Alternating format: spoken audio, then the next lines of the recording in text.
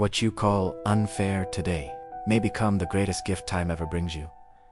Life is never what it seems. The pain you feel today, the setback that breaks your heart, it may be the very seed of tomorrow's greatest blessing. Let me tell you a story about a man named Elias. He lived in a small, quiet village, nestled between rolling hills. Elias was a humble man, with little to his name but a peaceful spirit. He carried a deep sense of gratitude in his heart, even in poverty. His calmness wasn't born from perfect circumstances, but from a profound faith. He believed that every moment, no matter how it appeared, was part of a larger, unseen plan. His most prized possession was his horse Orion, a loyal and strong companion. Orion helped him plow his small field and was his only means of transport. One morning, Elias awoke to find Orion gone. The stable door was open, and the horse had vanished.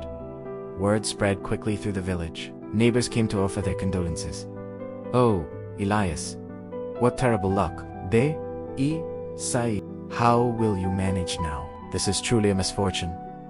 Some even mocked him behind his back, whispering about his simple faith.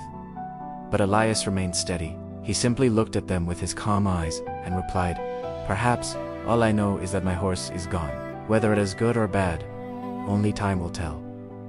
His answer confused them. How could he be so serene in the face of such loss? But Elias knew a secret they did not. Time holds answers we cannot yet see. A week passed. Then, one evening, as the sun began to set, the villagers heard the sound of galloping hooves. It was Orion, returning home. And he was not alone. Following him were 5 beautiful, strong, wild horses. They had been drawn to his gentle nature and had followed him back to the village. Suddenly, the villagers who had pitied Elias now crowded around him, their voices filled with envy. "Elias, you are the luckiest man alive," they exclaimed.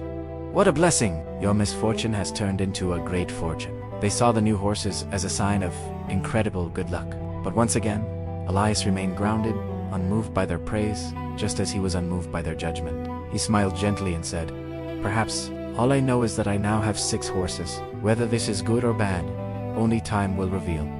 Elias's only son, Jonah, was a spirited young man. He was eager to help his father tame the new wild horses. The task was difficult and dangerous. One afternoon, while trying to break in the most spirited of the horses, Jonah was thrown to the ground. His leg was badly broken. The whispers started again. "You see," the villagers murmured, "those horses were not a blessing after all. They were a curse in disguise." Poor Jonah. This is such a tragedy for Elias's family.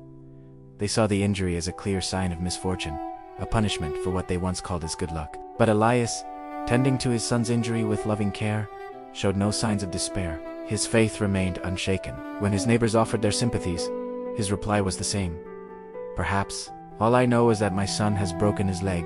Whether this is good or bad, we do not yet know."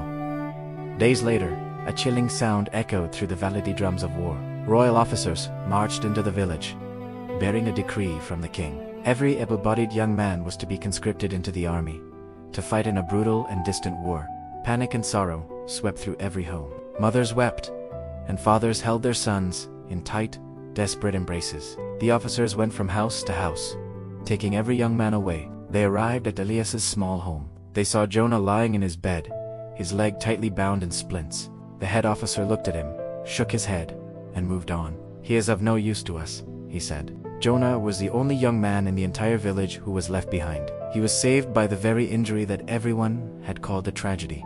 The village was filled with an empty silence, broken only by the sound of weeping for the sons they had lost. And on Leighton, in their moment of deepest grief, did they finally understand the quiet truth Elias had carried in his heart all along? They looked at him, not with pity or envy, but with a newfound reverence.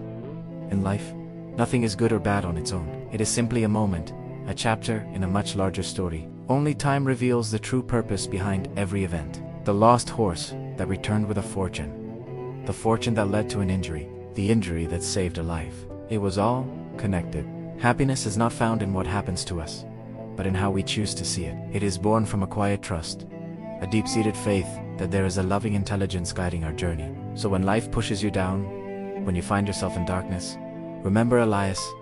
Remember that the universe may be gently guiding you toward a brighter path, a safer shore that you cannot yet see. The obstacle in your way might be the very thing protecting you from a greater danger ahead. The ending you fear might be the beginning of your most beautiful chapter.